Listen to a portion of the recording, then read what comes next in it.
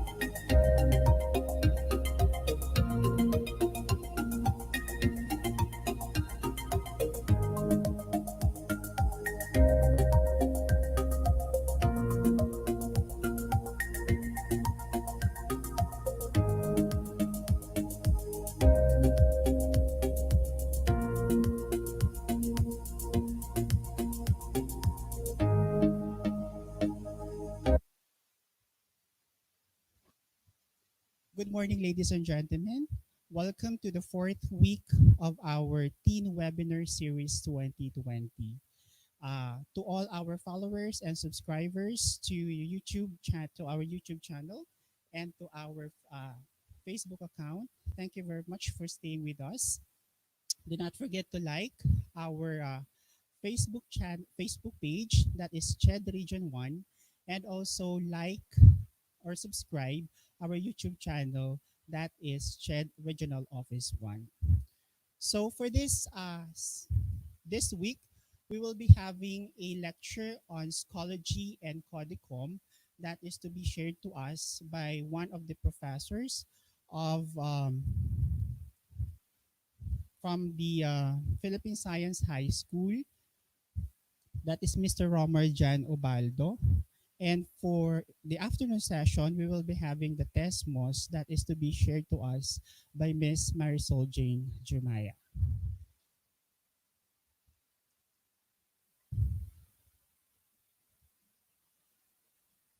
So I guess we are already ready, and Sir Jomar is already on the line. So to give you a background to our speaker this morning, he is a graduate of Bachelor of Science in Information Technology at Don Mariano Marcos Memorial State University, Mid La Union Campus. He is also a graduate of Masters in Information System at the University of the Philippines Open University System. He also took up innovations in teaching STEM in Nanyang Polytechnic in Singapore. At present, he is the academic unit head of computer science of the Philippine Science High School, Ilocos Region Campus, Department of Science and Technology. He is teaching subjects on introduction to programming, object-oriented programming, and data science.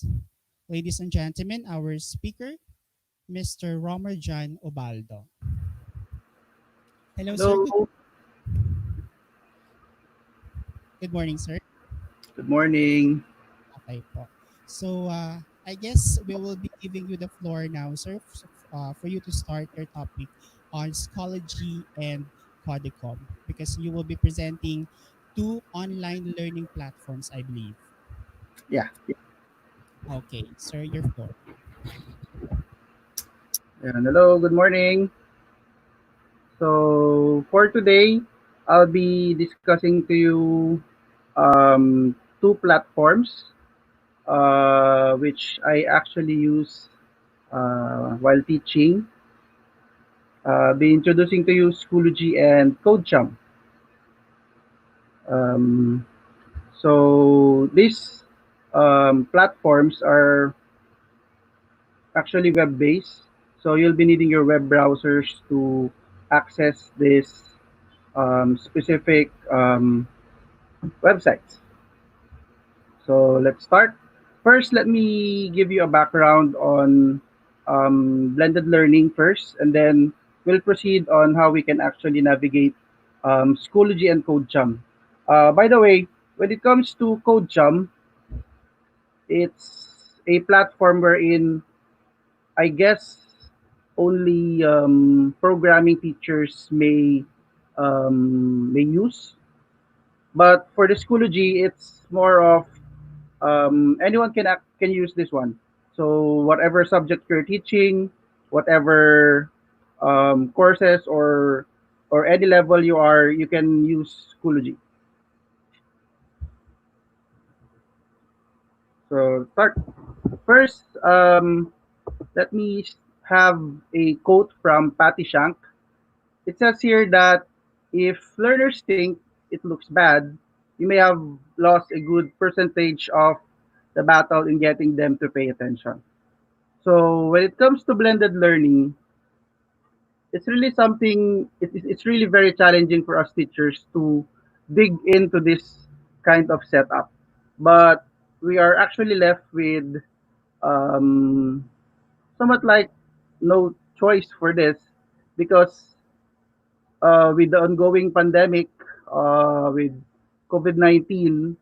So we're really, since our mandate is to really deliver education to our students, we need to come up with various platforms we can actually use to, let me say, still deliver and still manage to deliver our lessons.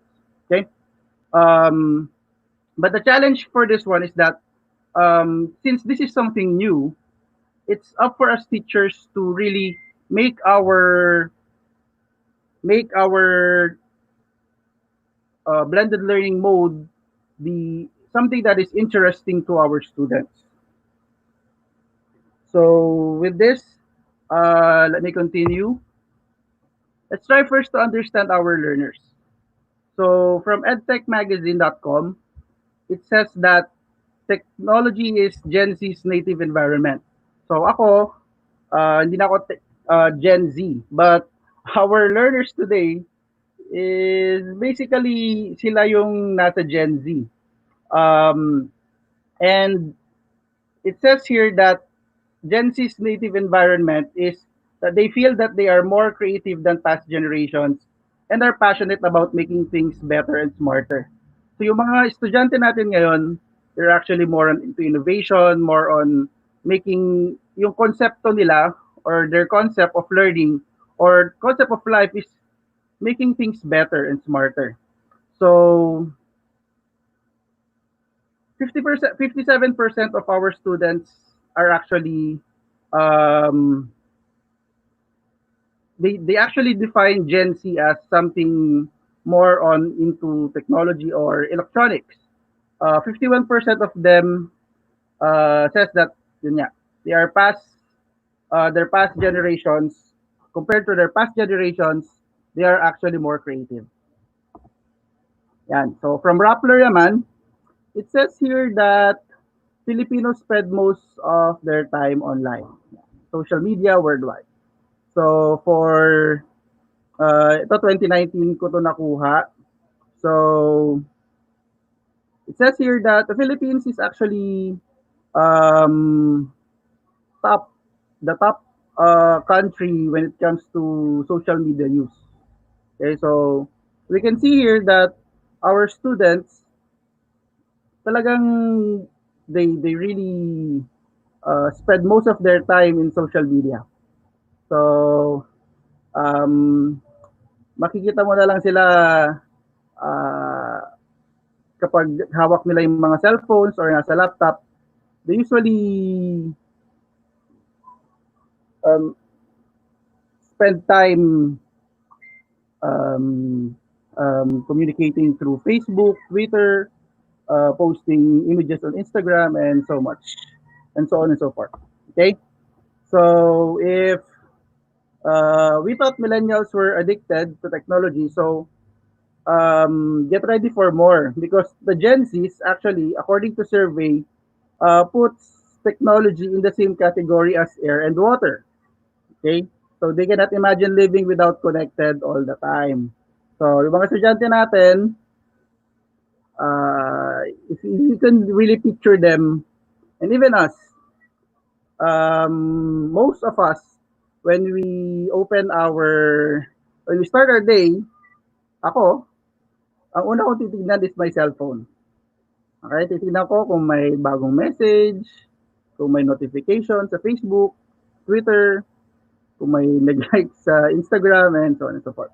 So, with our teens today, parang pareho daw ng tubig at hangin ang technology para sa kanila that most of them parang ikakamatay ko kapag hindi ako naka-online. Mga ganun. Okay? So, ganun yung mga estudyante natin ngayon. So, with today's lecture or session, we'll try to understand the learners of this generation. So, we've just na gawa na natin yon.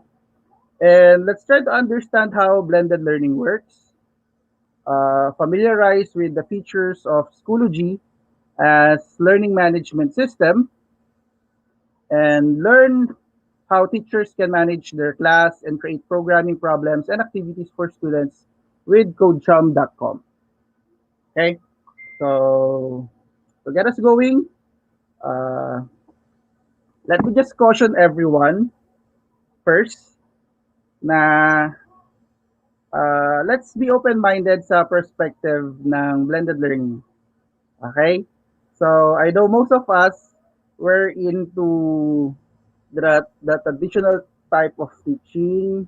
I'm not saying na medyo na it's not good, but in order for us to embrace what technology can offer, we actually need to be open-minded. So, kailangan natin maging bukas to any possibility that blended learning can give us something more different and something more interesting for the students. Okay? And ano nga ba ang blended learning? So, I took this image from Teach Taught. So, we actually have 12 types of blended learning. Okay? So, nandyan si Inside Out, Supplemental, Station Rotation, and a lot of blended learning types. But according to Teach Taught, the merging of physical and digital learning spaces to complement one another to personalize the learning of all students based on authentic human circumstances and prevailing local technology. That's how they define blended learning. So based from the definition, we're not actually disregarding physical learning. So meron at meron pa rin pong face-to-face, may teacher-student interaction pa rin, wherein teacher can still see their students personally, talk to them, discuss in class. There's still a physical classroom.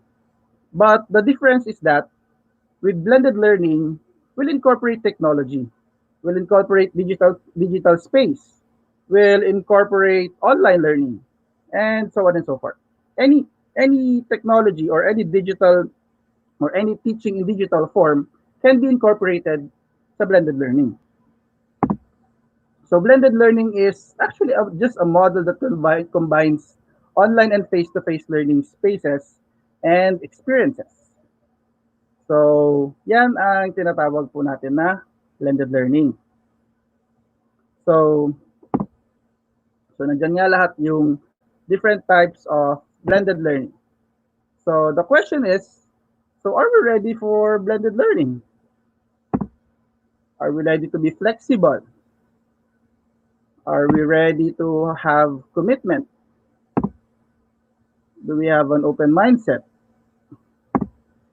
And are we ready for the role of teacher when it comes to blended learning?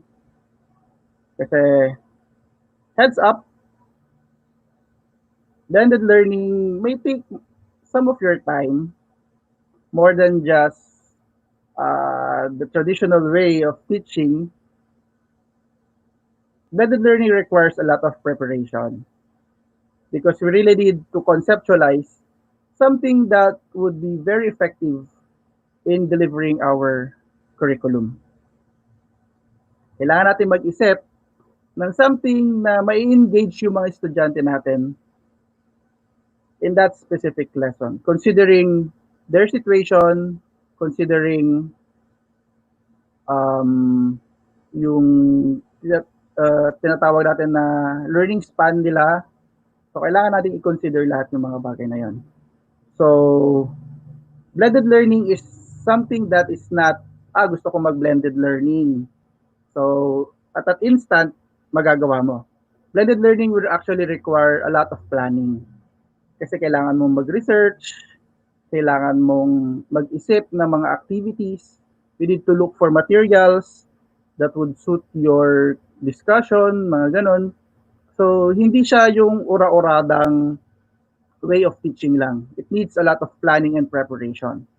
And we also need to be ready na pagdating sa blended learning, um, we'll also try to encounter students really very frequent in asking repeated questions.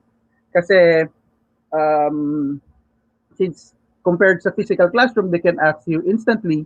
Sa blended learning kasi kailangan you'll be using online modes. So mag-chat sila sa'yo, mag-message, and so on and so forth. So ganoon ang sa blended learning. So when it comes to blended learning, a learning management system plays a very significant role. So kapag you're into blended learning, you you will be needing a learning management system.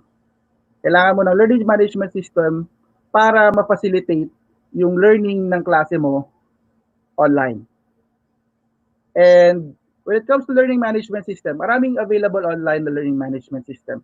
Not just Schoology, not just Codechum, but we actually have various forms or various platforms na pwede mong gamitin na learning management system. Okay? Maraming open source. When you say open source, ito yung mga libre lang, it doesn't require licensing, subscription, or anything. So, what I'll be discussing to you today is more of Schoology. So, Schoology is a web application. I've been using this for, let me say, 3 years. Wala nung natutunan ko ang Schoology. I've been using Schoology sa I've been using Schoology sa tatlong batch na na-handle ko na. From, I guess, um, 2017, 2018, I started using this learning management system. So, yun nga. So, an LMS is basically a software-based platform that facilitates the management, delivery, and measurement of an organization's corporate e-learning program. So, your learning management system basically is something like a repository of everything that you are planning for your online class. Start with Schoology. So, with Schoology, we'll be discussing some of the features of Schoology. I'll be teaching you how to create accounts, create a course or class, add your students, create a lesson, and create assessments. Okay. Um,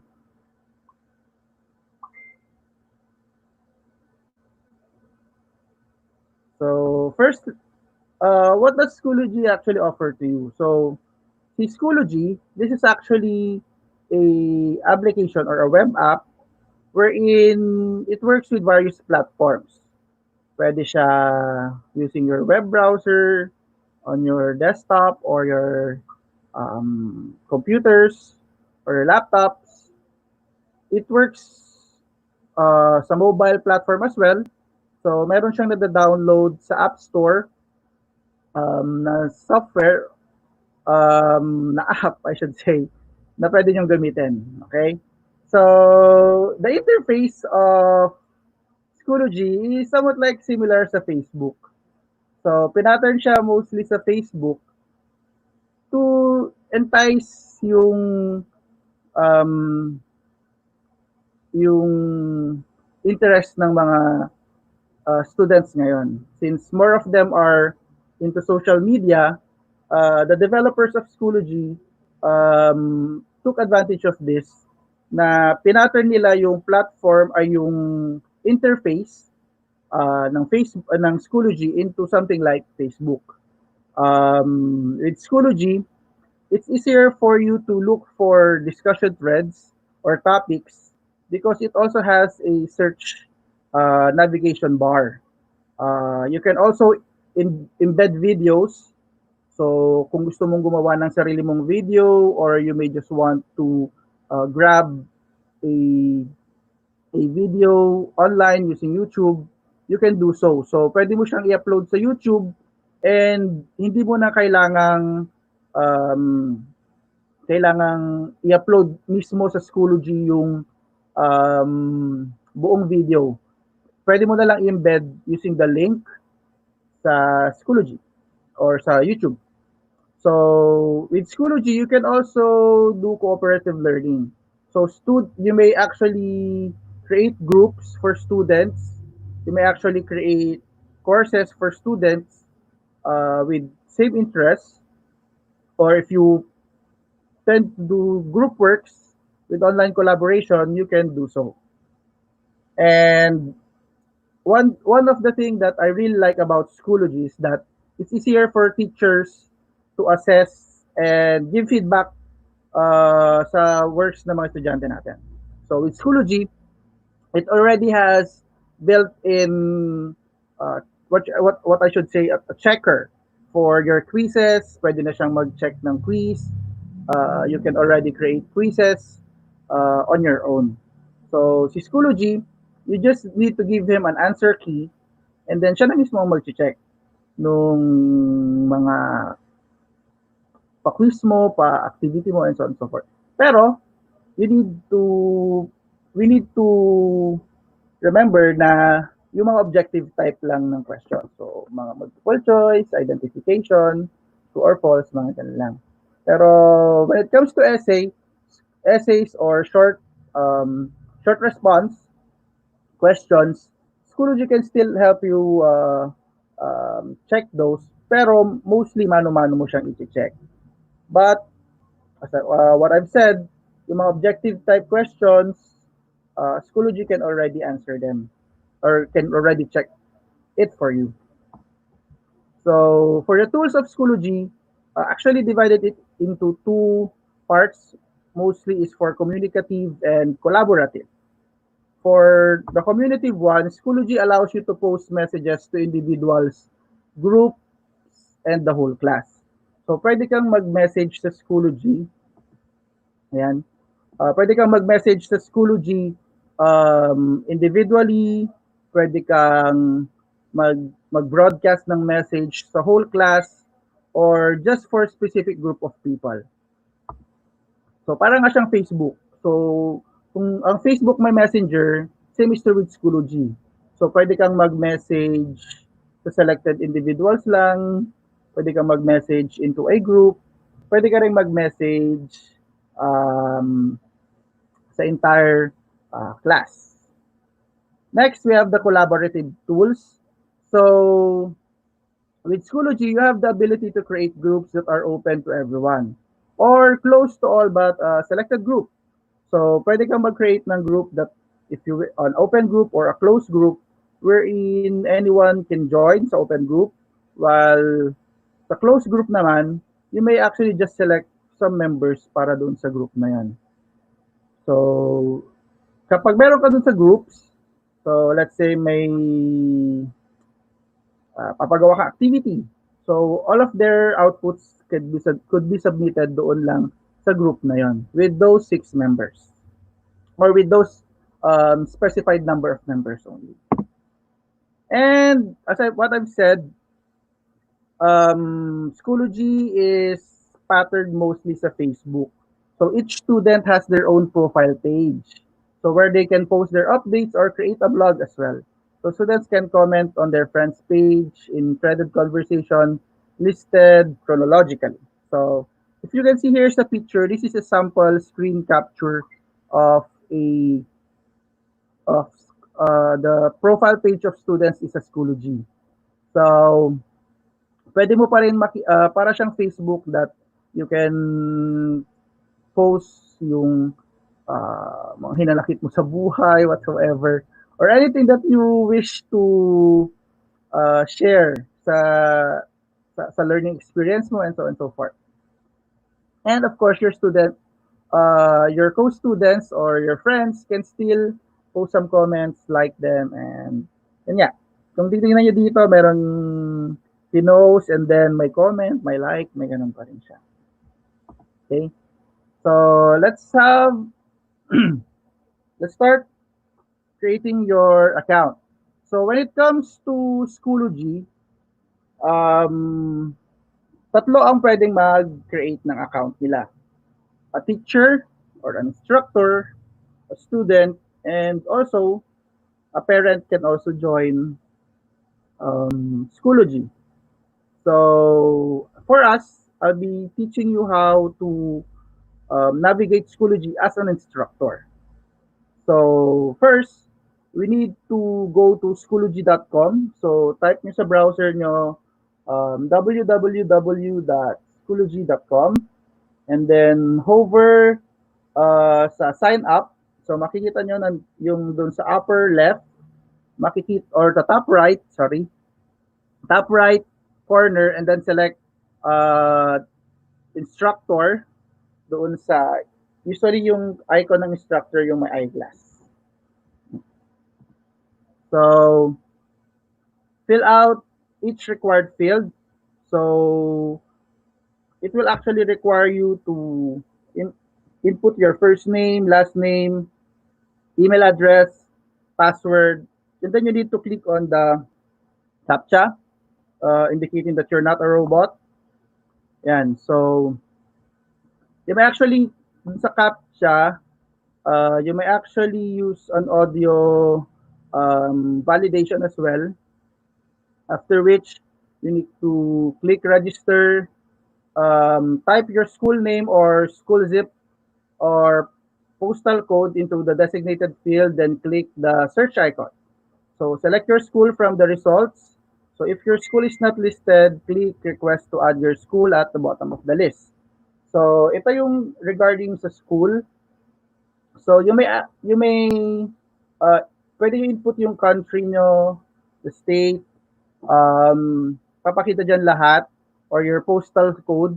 If your school is already listed in Schoology or someone from your school is using Schoology, it's you can see yung name ng school doon sa list. But if you're a school new to Schoology, you need to click on the request to add school, this one. And then you just need to input details of the school. Then, yun na. May input na yung school ninyo doon. So, the good thing about Schoology is that, let's say, si Teacher 1, I already created or I actually started using Schoology. Sa network ko, kasama na doon yung mga estudyante kong gumagamit ng Schoology. When Teacher 2 will be using Schoology, and they will be listed with that same school, ma-add na sila sa buong community ng school na yon. So, let's say si student ni teacher A at student ni teacher B, they can actually also communicate using Schoology. Kasi mahahanap na nila yung mga pangalan doon.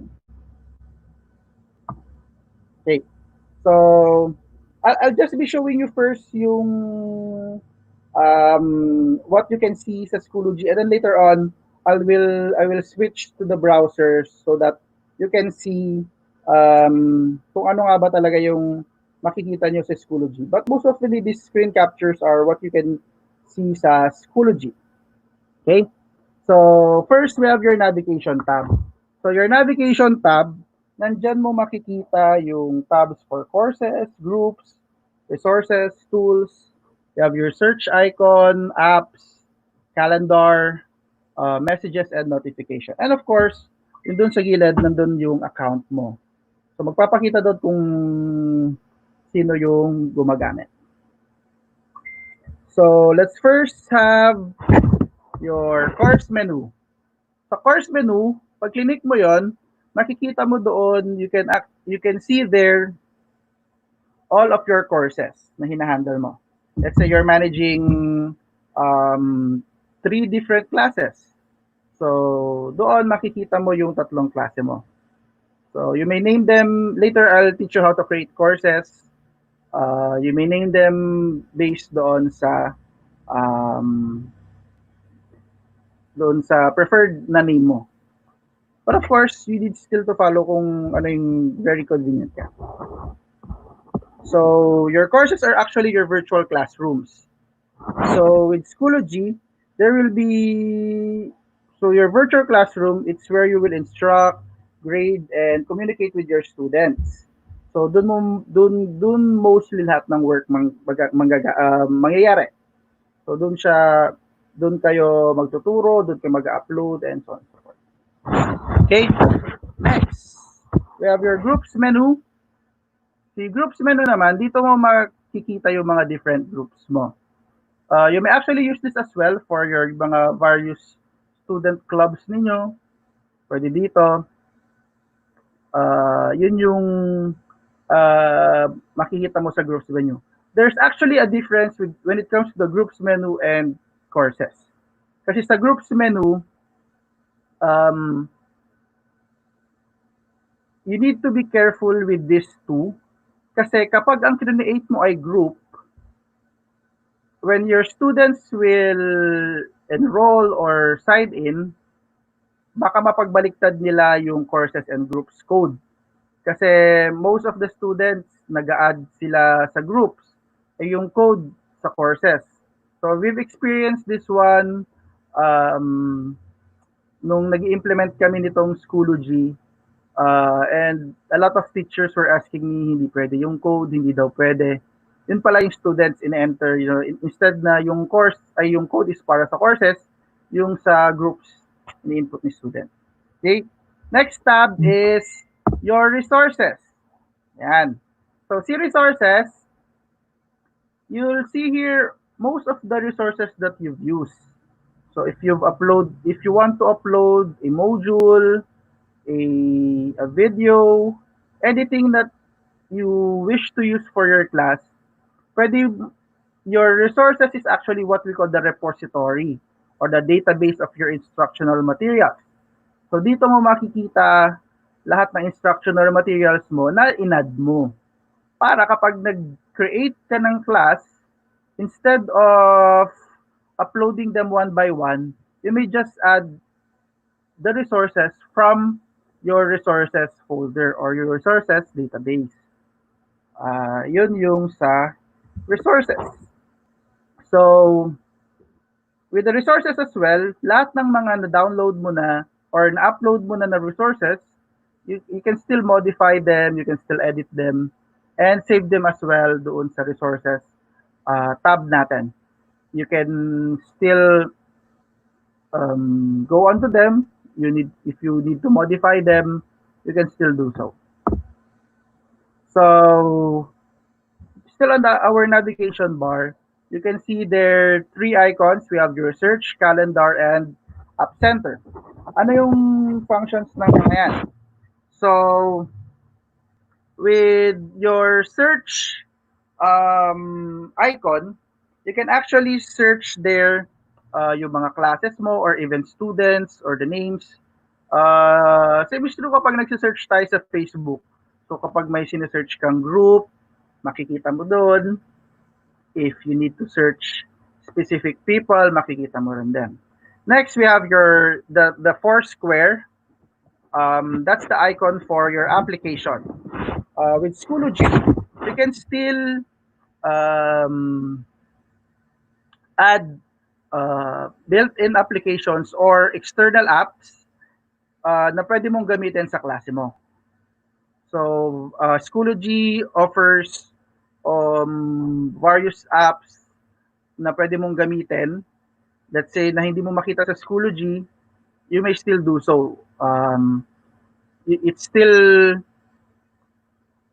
sa Google for Education, G Suite, makikita mo pa rin, you may actually incorporate them using this icon. And you also have your calendar.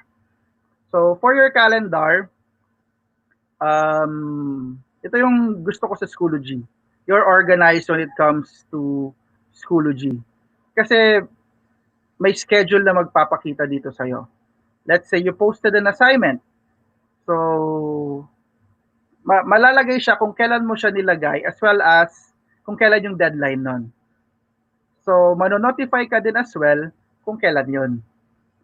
So, you see, you actually have a scheduler when it comes to Schoology. Makikita mo kung ano yung mga kailangan mong gawin, kailangan mo nang i-check. Yun yung function ng calendar doon sa Schoology. And of course, yung mail icon is of course for your messages. So, your messages, diyan mo makikita yung mga group messages, um, personal messages na sinesend sa'yo. It works like a messenger as well. So, mag-aano siya, makikita mo pa rin yung mga previous messages. And of course, we have your notification icon. Your notification icon will serve as your signal. Let's say may nagsabit na estudyante, magno-notify dyan sa'yo. So, let's say you posted an assignment, makikita mo dyan na Juan de la Cruz posted an assignment on this, ganun. So, makikita mo dyan sa icon na yan, it will actually give you a yellow mark, and then may number na nakalagay, and then makikita mo doon kung ilan yung notifications mo. So as I've said, it works really uh, something like a Facebook.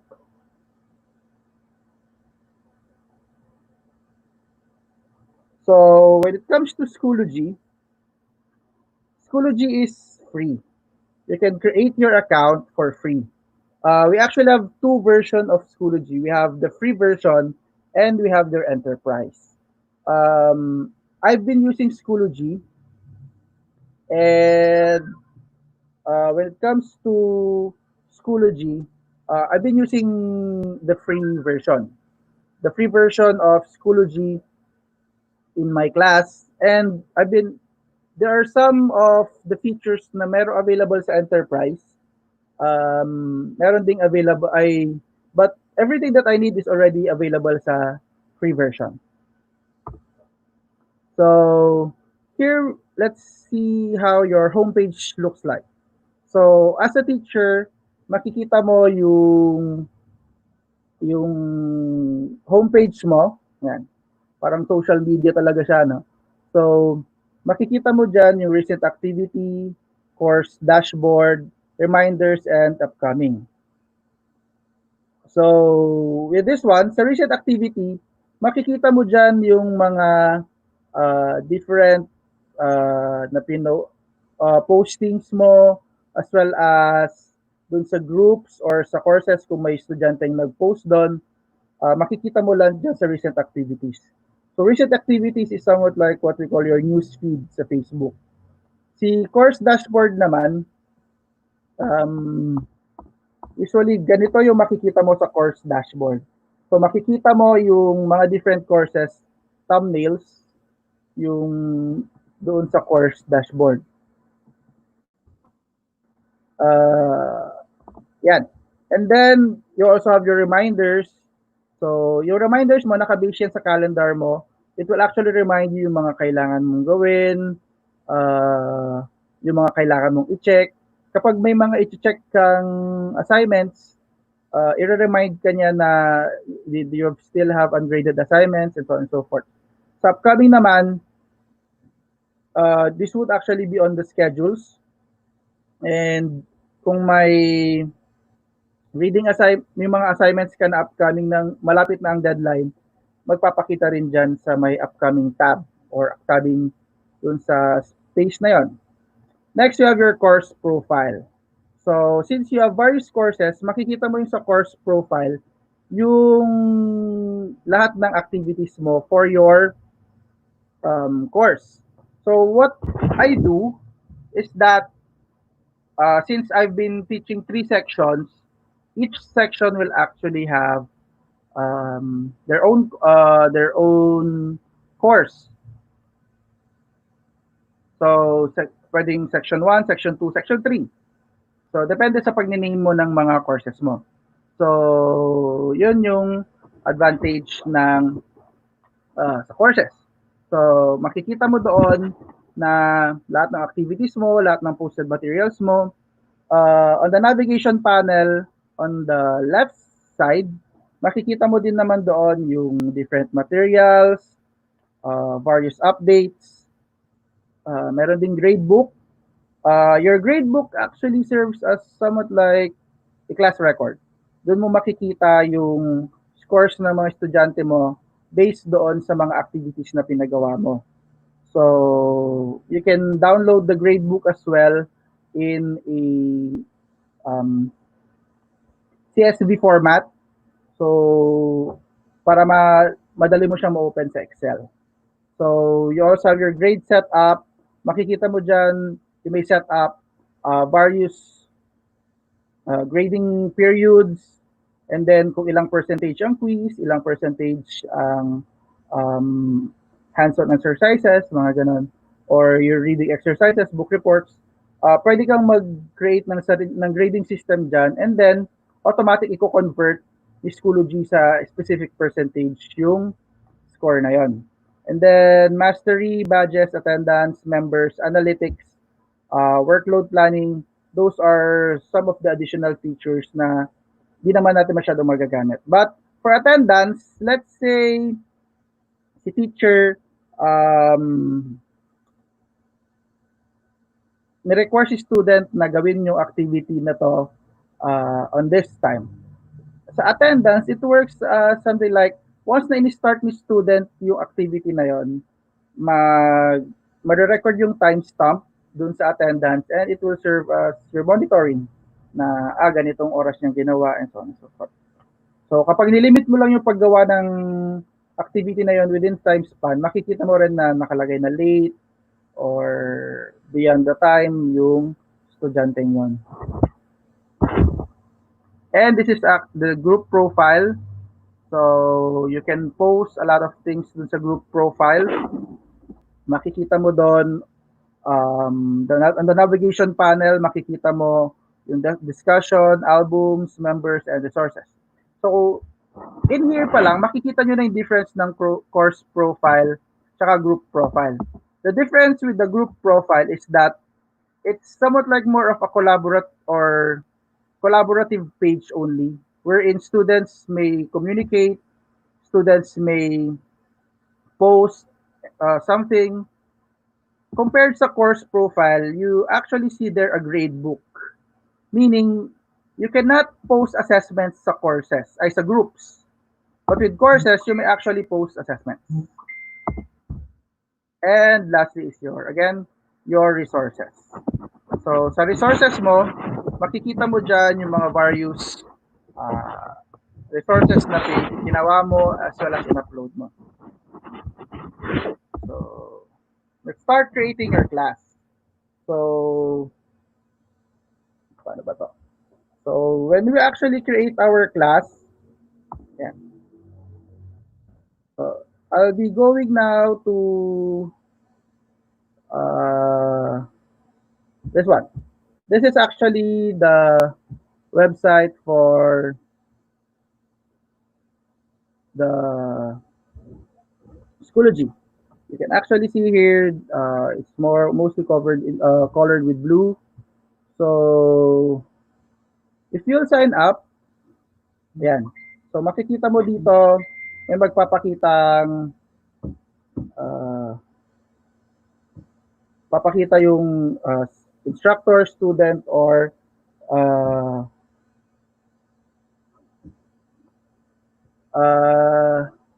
instructor, student, and parent. So first, you need to sign up with an instructor. Yan. So ako kasi meron na akong account. So, but if you're new, wala ka pang account, makikita mo na it will direct you doon sa page na pinakita ko kanina. So you need to sign up. Okay, so this is my Schoology account. So under my course dashboard, makikita mo diyan yung different courses na hinahandle mo. So I have 3 sections. So how do we create a course? So pumunta ka sa course. Ayan. So my courses. Sir Rom, kindly check your screen. Sir? Sir, your screen po. Oh, sorry. Hindi ata nakikita.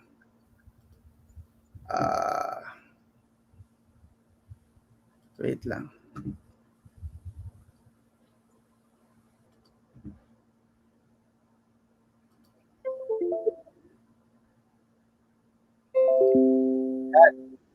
So, you can see here, nakikita na po?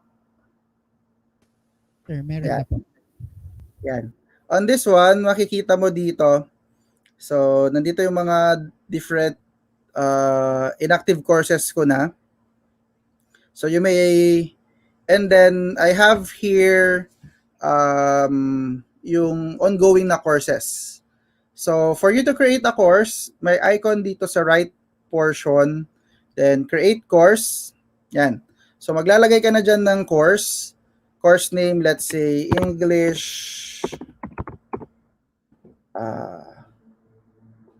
1. English 101. So, section name, let's say Sampaguita. Or medyo cheesy. 1 na lang, section 1. And then you may choose here sa subject area uh, kung anong kung anong discipline yung subject ninyo. So since it's English, it's more of language. Language and then year level. Yan. Makikita mo dyan yung different year level. Let's say undergraduate siya. So create. So ganun lang kadali mag-create ng course sa Schoology. On the left side, makikita mo doon may access code. So this is the access code dito sa my green part. The access code, you'll be giving this to your students. So for them to enroll on that specific course, makikita mo doon na ibibigay mo to sa kanila, and then once they sign up, they need to enter this code para makapasok sila sa klase ninyo. So that's how you add students to the specific course. If you see here, automatic na siyang nagpakita sa akin kasi na Philippine Science High School Ilocos Region Campus. Kasi naka-register na ako under Philippine Science High School Ilocos Region Campus. So, ganon. Next.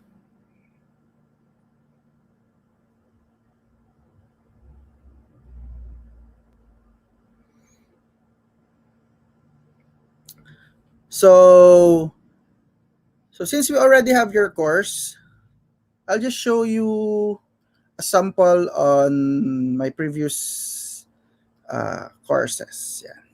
So makikita mo dito sa members, makikita mo dito yung mga students mo. Ayan. So i-run down ko lang siya. Lahat ng mga estudyante mo, makikita mo dito. And then, dun sa access code na part, you may actually click on the require approval para let's say si student, he's trying to enroll in this specific course. Pag click mo yung require approval, i-approve mo muna siya bago siya makapasok doon sa course na yon.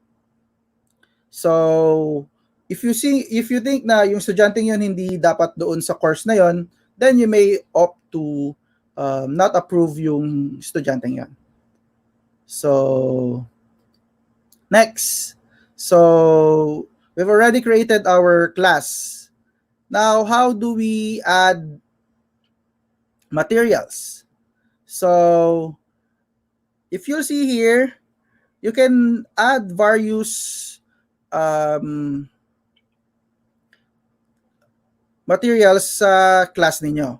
So you may add an assignment, a test or a quiz, or add an assessment, add a file or a link or an external tool, add discussion, add page, add media album, add package, and you may actually import actually from your resources.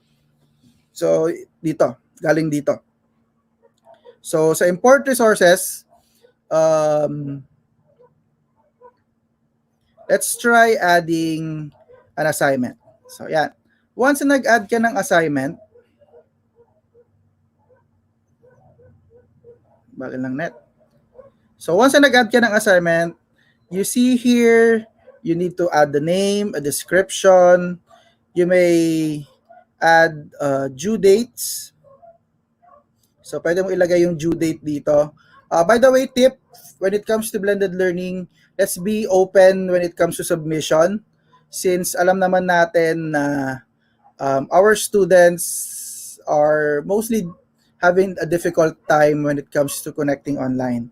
So let's be flexible when it comes to submission and deadlines. Okay? And then, pwede mo dito ilagay din yung time ng deadline. So, wag tayong magbibigay ng assignment na let's say create this one, tapos after 1 hour ipapasubmit mo na. No. So dapat give them time. So maybe a week for them to submit their outputs may do so. And then pwede mong ilagay yung points. Other category, you may see here you may check ungraded. Kapag clinic mo yung ungraded, hindi you will still see the score pero hindi siya mapupunta sa um, mapupunta doon sa grade sheet. Okay, doon sa grade book I should say. But if you actually create here, let's say may na-create, dati kasi may na-create na akong assignment or quiz. So, kung ang under siya ng assignment, mapupunta siya, yung score mapupunta sa assignment. If under siya ng quiz, mapupunta siya sa quiz. So far. Okay? And then you may actually specify the grading period as well. So, kung midterms, pwede mo siyang iset as midterms or final. Ganon. Grade factor, kung ilan yung multiplier niya. Sabi ko kanina, Schoology can check this for you already. So,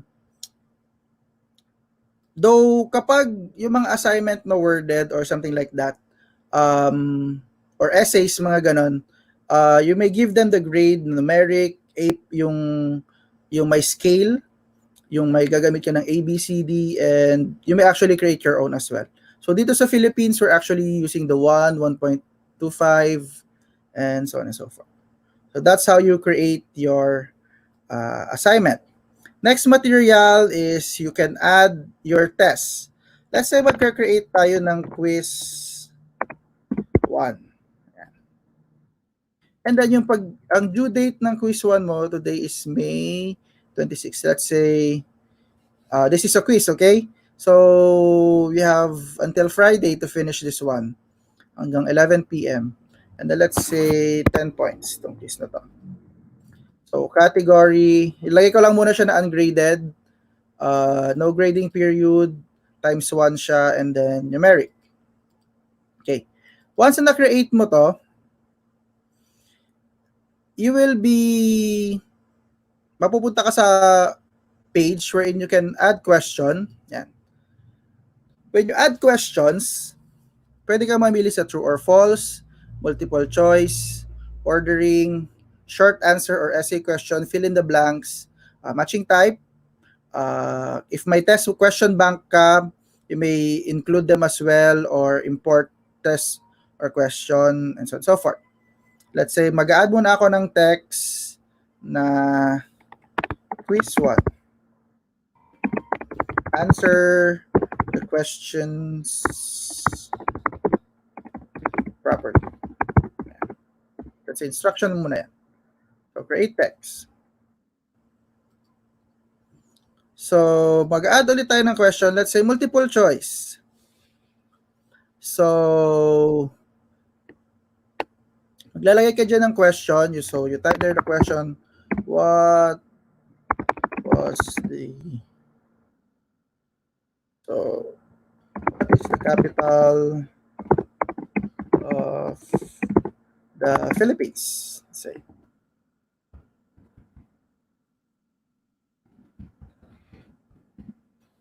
And then yung question mo, and then you can see here, if it's a multiple choice question, pwede mo na ilagay dito. Okay? Let's say La Union, Manila. Yan. Cotabato.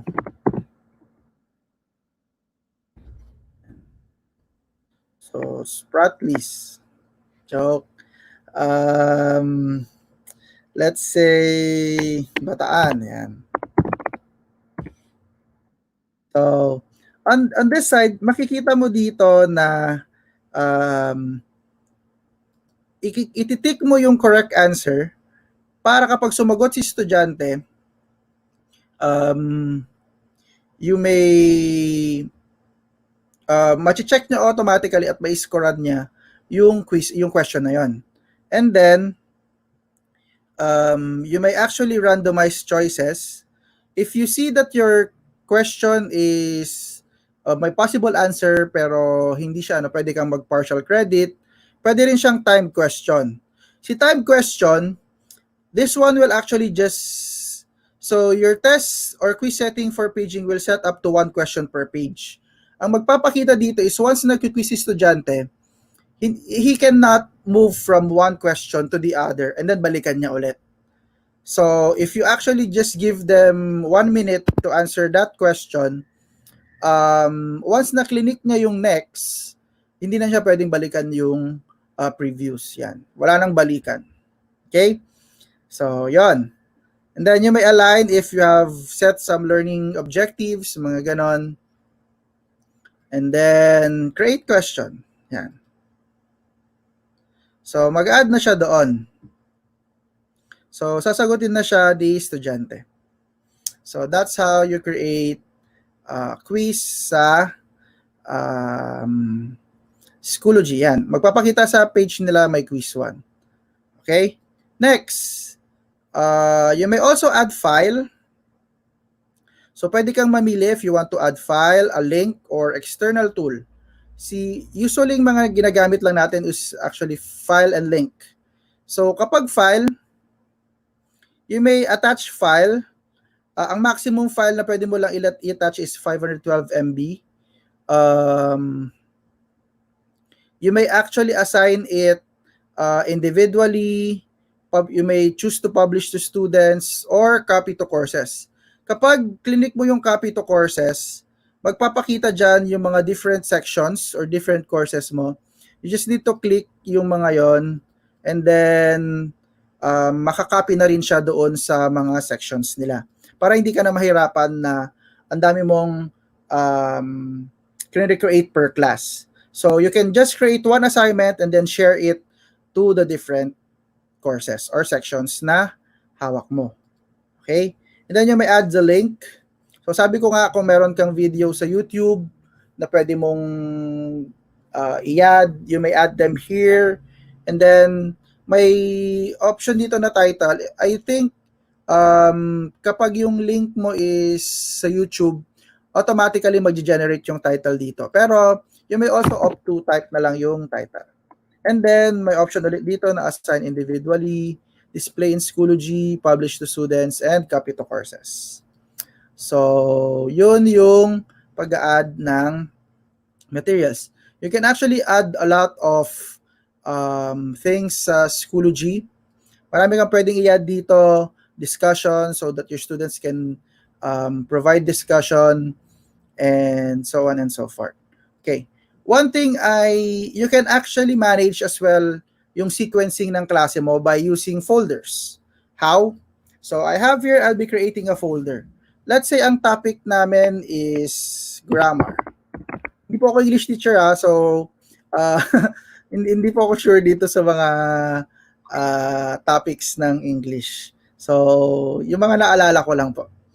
So, yan. So, let's say you have a description. So, this lesson, yan.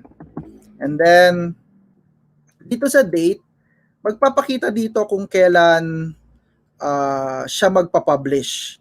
Let's say, nilagay mo dyan na date is 1, 2, May pala to.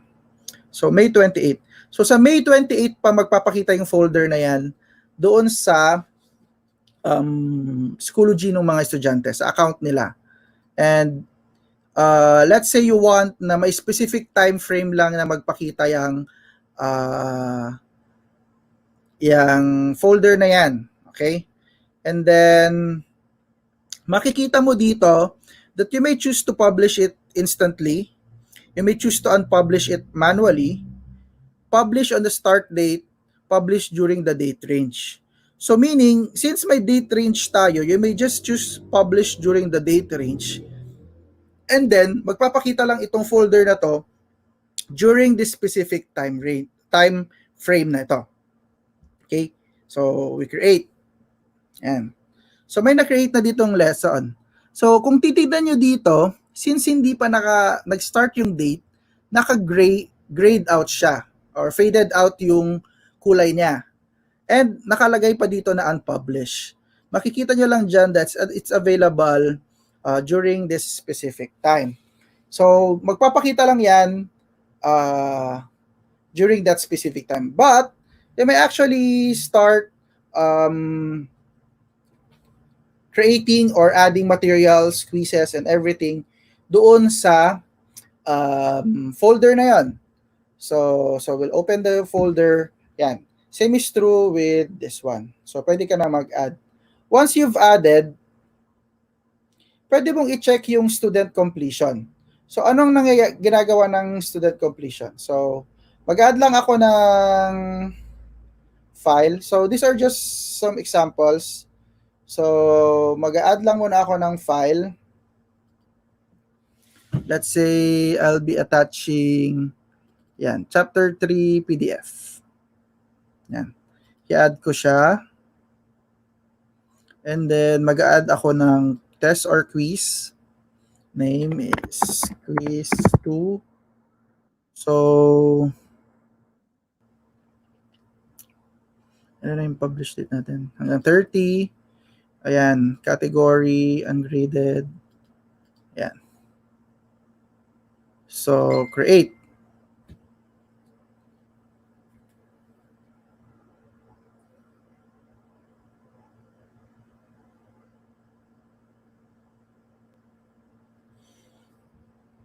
Anong bagal? Ayan. So, let's just wait for that to create first. Medyo bumagal ang internet ko.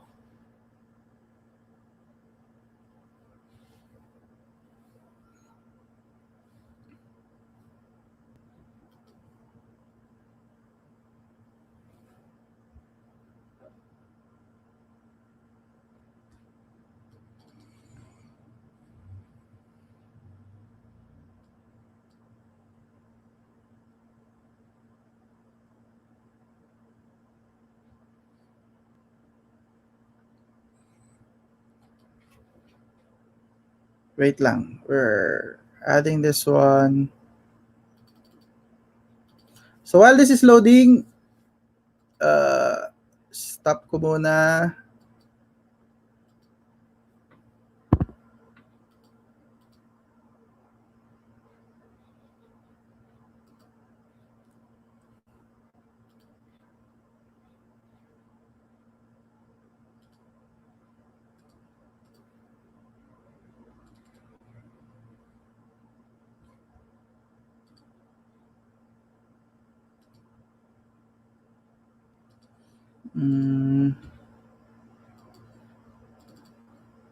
Yeah. So, bakit kaya? So, add test or quiz. Kaya na lang natin ng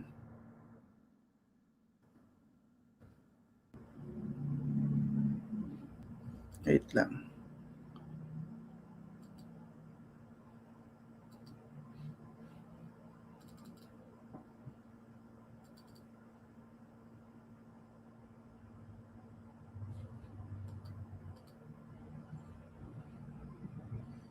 So, 28 to 30. Ayan. So, nagpakita na dito yung quiz. Ayan. So, once you've created the quiz, makikita nyo dito na dun sa options na student completion, this is something that I like about Schoology. You may actually ask the student to complete first a previous task before the other. So kapag clinic mo itong requirements must be completed in sequential order, let's say, yan.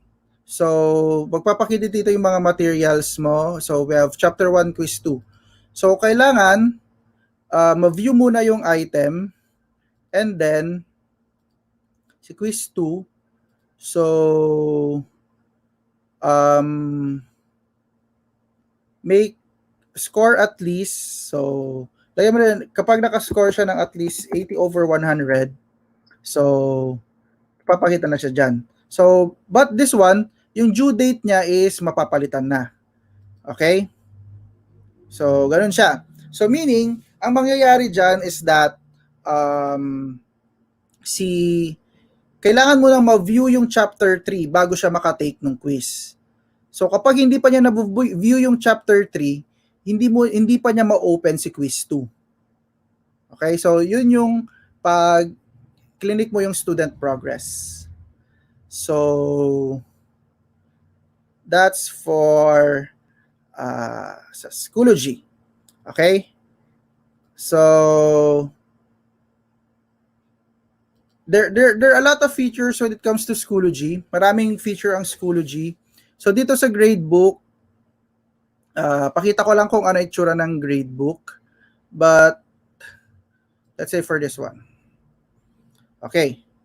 So, makikita mo dito sa gradebook, makikita mo dito yung name ng students, and then makikita mo na dito yung mga different na pinagawa mo. For me kasi wala pa akong graded na quiz.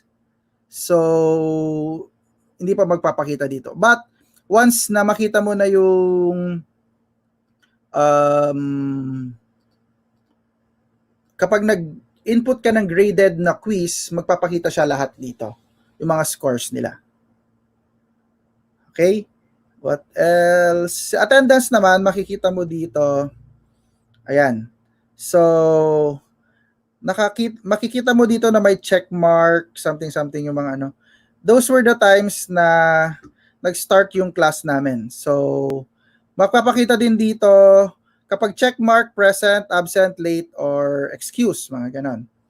So, makikita mo siya sa mga ito. Okay? What else do I need to discuss for this? I guess that's for Schoology. Those are the features of Schoology that we can actually use for our blended learning methods of teaching. Now, I'll also be sharing to you now yung next na learning management system or actually tool na i-share ko is mostly, since I'm a computer science teacher, ginagamit ko siya sa klase ko as to provide activities sa mga estudyante ko. At the same time, may real-time feedback sa mga scores ng mga estudyante. Okay? So, I'll just share my other tab. So application window. So yan. So next we have your Codechum. Okay. The good thing about Codechum is this is actually an innovation or a project of a computer science teacher from Cebu. So gawang Pinoy po ang Codechum. So Codechum is an online platform where teachers can manage their class and create programming problems and activities for students to answer online. So what you can do with Codechum is assign activities to students, create classes, and use built-in lessons in programming as well doon sa Codechum. So I'll just share to you yung sa since hindi naman lahat sa atin teacher or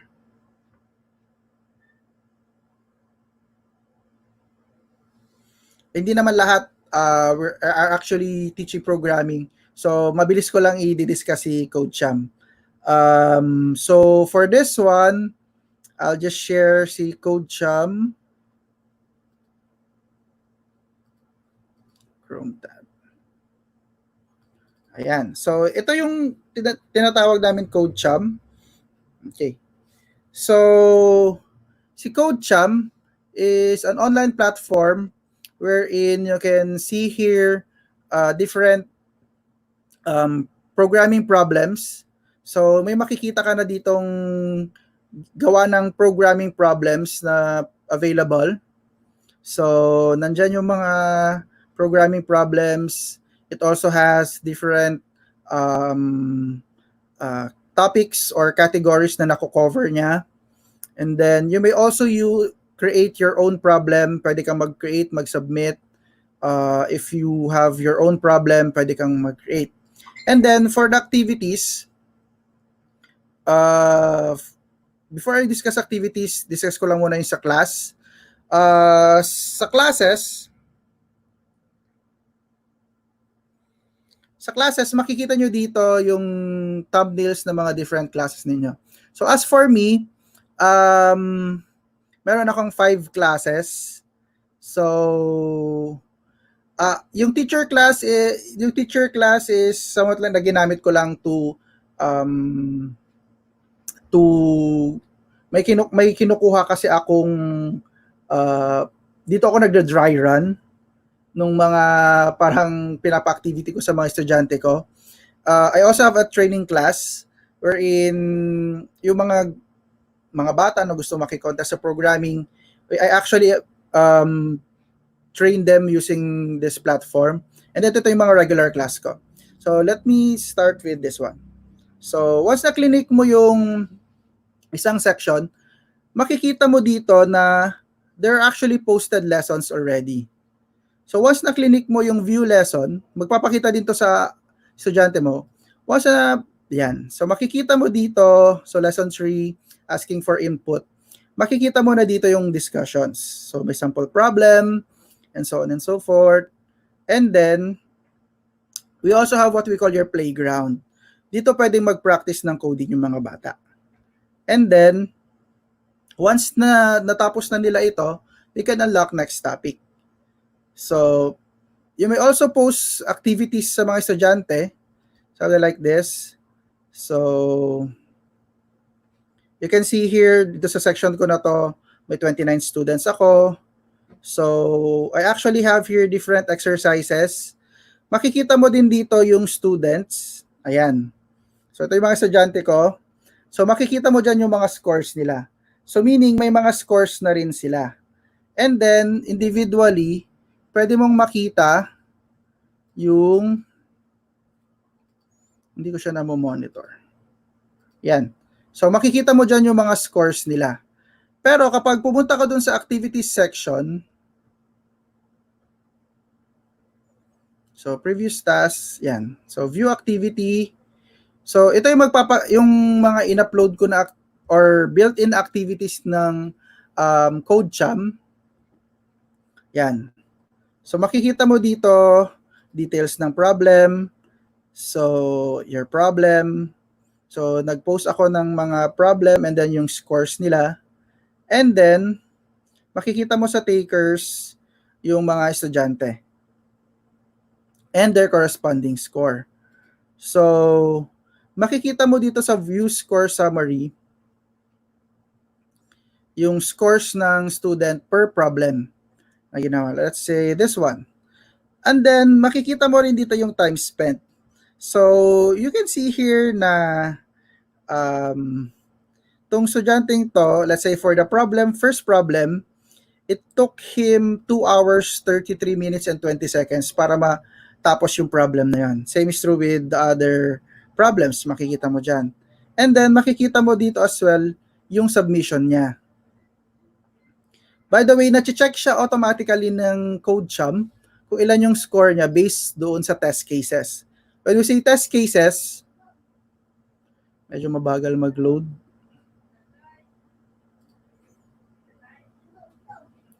Ang bagal.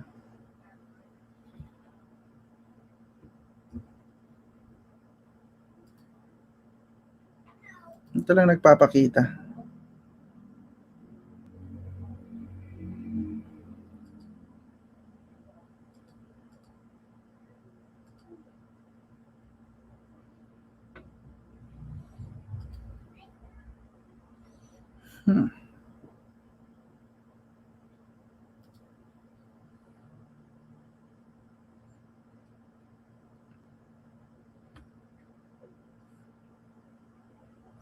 Ang bagal ng net.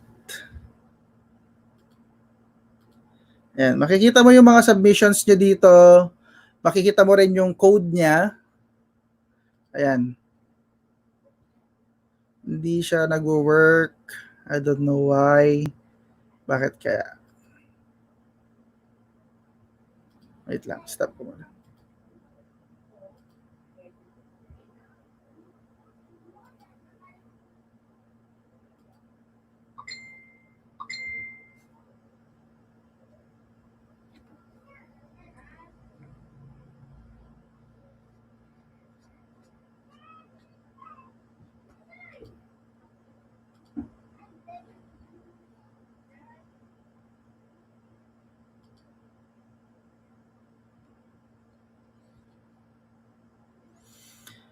So, yan. Unfortunately, hindi naglo-load yung screen na yon. But, you can see there kung um, ano yung magpapakita, makikita mo dun yung code, kung ilang beses ni-run nung student, yung code na yon, as well as kung ano yung sa mga, let's say hindi niya perfect yon, kung ano yung mga test cases na hindi niya nakuha. So, yun yung doon sa CodeChamp. Okay? So, I would like to discuss more on the CodeChamp, but sa audience kasi hindi kasi lahat nagtuturo ng CodeChamp. So, maybe um, I can just share CodeChamp into a different audience na lang para yun nga, pwede natin siyang may common commonality doon sa ano. But for the Schoology, you can actually use the Schoology kahit anong subject ang tinuturo mo. So, yan. So, those are the learning management system na uh, ginagamit ko, and that's for my discussion on the Schoology and Codechum. Okay? Another thing, just want to leave something sa mga teachers that um, ang dami kasi connotation na ang negative ng acceptance natin into technology, that may mga sinasabi pa na technology can actually replace teachers. I strongly disagree with that. But we should not let technology drive pedagogy. But instead, pedagogy should enhance technology affordance. So, technology is our friend. Kaibigan, we can actually use this to improve our teaching skills and experiences. And thank you. And when students are engaged, when students are interested, I think that's when real learning takes place. Thank you for listening sa aking short discussion. Thank you so much, Sir Rom, for sharing your thoughts regarding these two online learning platforms that you are using, the Schoology and the Code. So before we proceed with the question and answer portion of this morning session, I would like to acknowledge our participants from Iloilo, Bukidnon, North Cotabato, from Region 4A, Misamis Occidental, Rizal, Navotas, Cavite, Pampanga, Batangas, Quezon, and also to our participants from the region, from Ilocos Norte, Ilocos Sur, La Union, and Pangasinan. To all our viewers, we have a total of 1,200 plus viewers. Thank you so much for staying with us. We hope that you will going to uh, view our afternoon session and also our upcoming sessions for Thursdays. For Thursday. Okay, so I guess we are already ready, Sir Rom. Yep. Okay po. So first question.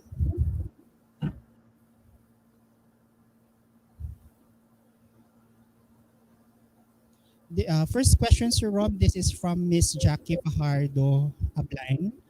Can we access po ba the Schoology using our cell phones? Yes. As I've said kanina, meron siyang app na nada-download sa App Store or Play Store. So, pwede mong ma-download yon, and then you can actually have it installed sa cellphone mo. I guess meron din ako dito sa phone ko. Yun. So, kung nakikita mo yung sa screen, hindi ko makita. Ayan, merong Schoology doon. Ayan o, Schoology. You can actually download Schoology sa phones ninyo. All right. Thank you so much, Sir Rob. Next question. This is from Stella Kayabyab. Do we have free Schoology? I tried to download before, but it can't be. Can you please send here the link for free Schoology for download? Thanks po. Uh, Schoology has two versions. We have the enterprise and the free. So, ang ginagamit ko is yung free version. And both of them have the same um, link or website, www.schoology.com. So, yun lang naman. So, I don't know what would be the reason kung bakit hindi mo siya nada-download. But, Schoology works on your browser kapag sa laptop. But if you download it, available siya sa App Store. Sa phones mo. So, yun. Okay, thank you so much, sir. Next question.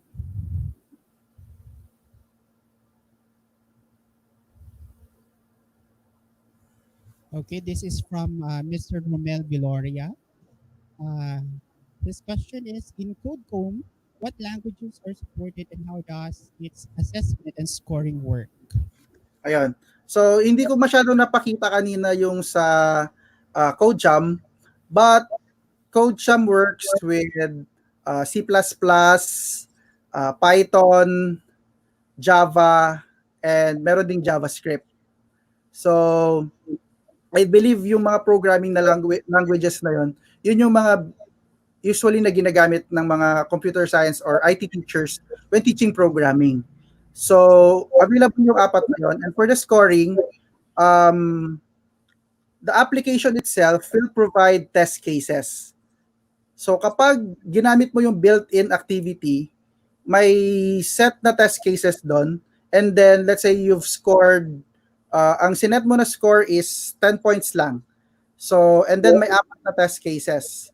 So, with the 4 test cases, kapag tatlo yung nakuha niya doon, um, ang magiging score niya is, I think, 7.5 over 10.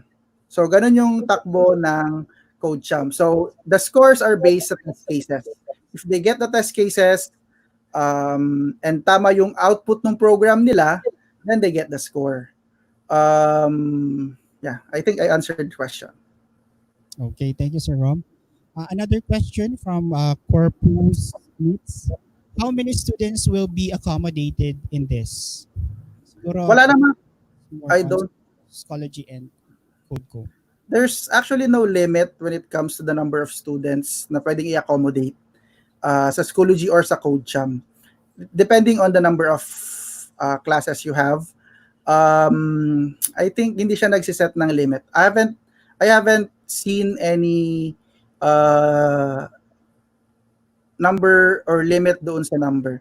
Kasi I've attended a training on Schoology before, and we actually have more than 100 participants, and then nandun kami lahat sa group na yon ng Schoology.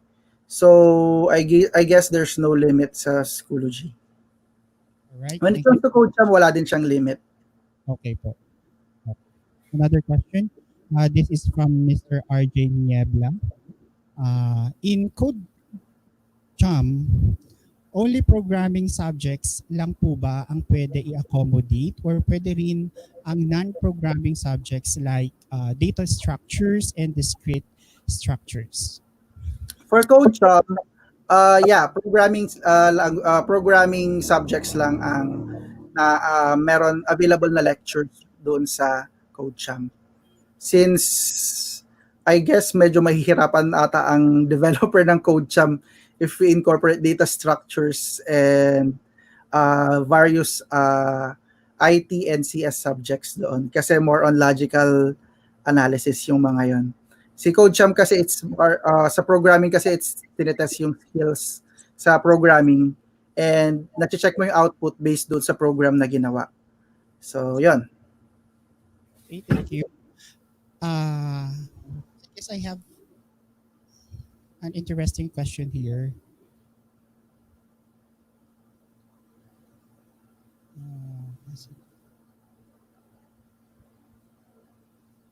This one. Sir, this is just clarification from Ms. Sheila Safra. What measures can be taken to protect academic integrity for assessment when using Schoology? Or I guess this is also applicable to all other online learning platforms that we've presented.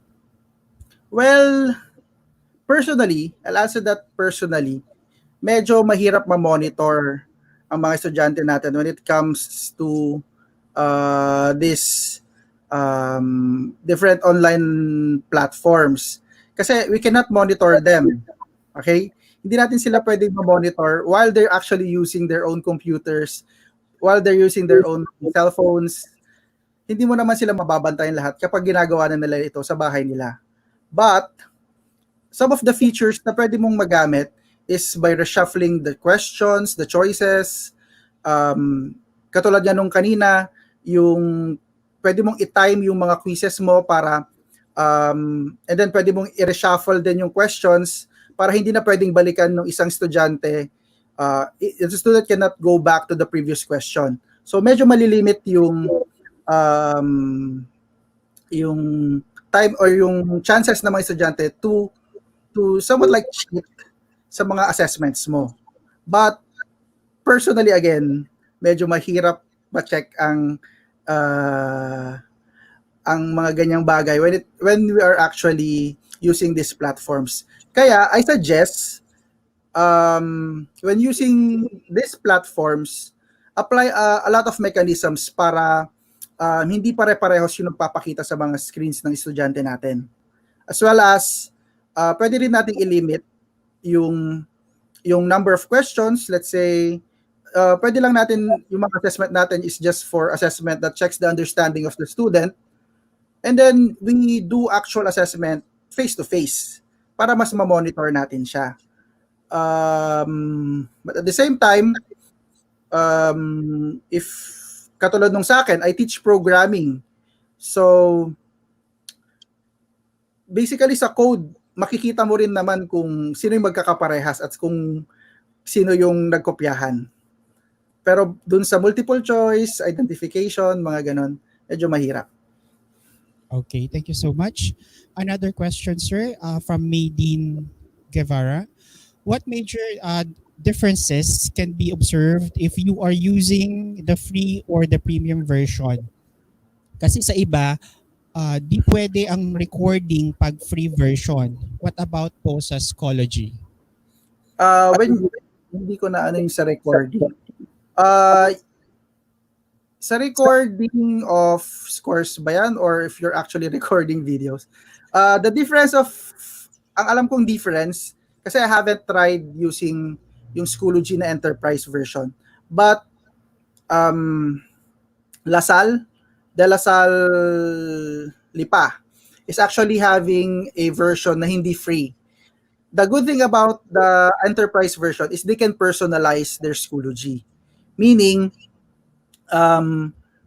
doon sa screen ng Schoology nila, they actually have added features such as may mga doon sa right corner or the left corner, makikita mo doon sa course profile, they can actually do analytics as well.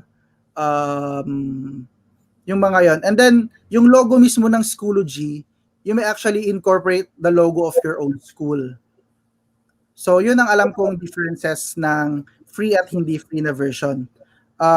But for the recording, I guess they can still record using the free version. If it's regarding video recording, you can actually still upload videos doon sa Schoology.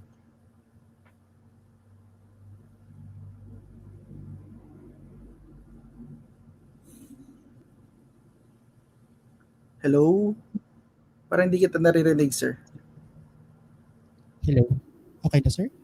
Okay. Yeah. Another question, sir, from Rubin Villapando Fetalvo. Is there any provision or built-in function on Schoology for supervision or monitoring of virtual classrooms of faculty members by the coordinator or the dean? I guess wala. Kasi since this is just a learning management system, hindi mo pwedeng ma-monitor yung nangyayari doon unless you're or also a member. Okay? So yun lang, pwede kang ma-add as a member or an admin. You can in a single course you can actually add 2 teachers. So, pwede kang admin doon sa course na yon, and then you can still monitor kung ano nangyayari doon sa specific course na yon. So, yan. Okay, sir. Thank you so much. Another question from Miss Judith Secusana. If I will use the enterprise version of Schoology and my students will use the free version, would there be a conflict in terms of its features? Okay. Sa enterprise version kasi siya, it's basically more of a subscription ng school mismo. So if your school has the enterprise version, at the same time, all of your students will have the enterprise version as well. Kasi kasama sila doon sa school. But if you're using an enterprise version, your students are using a free version, it doesn't affect anything kasi naka-base siya sa account. Hindi siya naka-base sa application mismo. So if your account is, let's say, my account is, I'm using the IR PSHS.edu account, definitely lahat din ng estudyante ko enterprise based on their account. So yung enterprise and free is not on the application. It's more on the account itself. Okay, thank you so much, Sir Rom. I guess that is our final question for this morning. Any concluding statements, Sir Rom? Thank you for listening, and thank you as well for this opportunity. What I did was just actually sharing of my experiences. Just a disclaimer, I don't own these softwares. I don't own them. I'm just sharing kung paano ko siya ginamit and how could this be helpful. And let's always make learning fun for our students. Thank you. Thank you very much, Sir Rom. So again, as what Sir Rom said, we are only presenting to you various online learning platforms that you can use while we are in this particular situation. So again, from us in the Commission on Higher Education Region 1, thank you very much, Mr. Romar John Ubaldo, the academic unit head of computer science of the Philippine Science High School, Ilocos Region Campus. And also to all our participants from Iloilo, Bukidnon, North Cotabato, Laguna, Misamis Occidental, Rizal, Navotas, Cavite, Pampanga, Batangas, and Quezon. Thank you for staying with us this morning session, and also to our participants from the region, Ilocos Norte, Ilocos Sur, La Union, and Pangasinan. Maraming salamat po. We have a total of 1,200 plus participants, viewers in our YouTube channel and in our Facebook page. Do not forget to subscribe in our YouTube channel and like our Facebook page. In this afternoon, we will be having another, I guess this is intended for assessment, the TESMOS. This will be discussed to us by Miss Marisol Jane Jumaya from Lorma Colleges. And for Thursday, we will be having the non-wire learning method, which is the module. We will be entertained by Dr. Feline Espique from St. Louis University regarding module writing. And in the afternoon, we will be having a sharing of common gender issues during COVID-19 pandemic. That will be discussed to us by Attorney Analea Romero, and also combating COVID-19 through nutritional health by Mr. Ken Dalgatan of the National Nutrition Council Region 1. So again, from us in the commission, thank you very much for staying with us. There are a lot of topics that will also be we prepared for next month.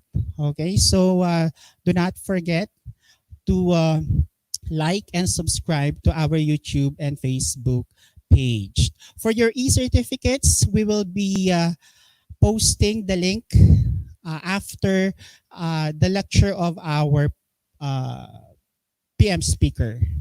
Okay, so again, thank you very much to all our viewers, to our speaker, Mr. Romar John Ubaldo. Maraming salamat po for sharing to us about Schoology and Codechum. Okay. So, see you this afternoon for the TESMOS. Thank you very much.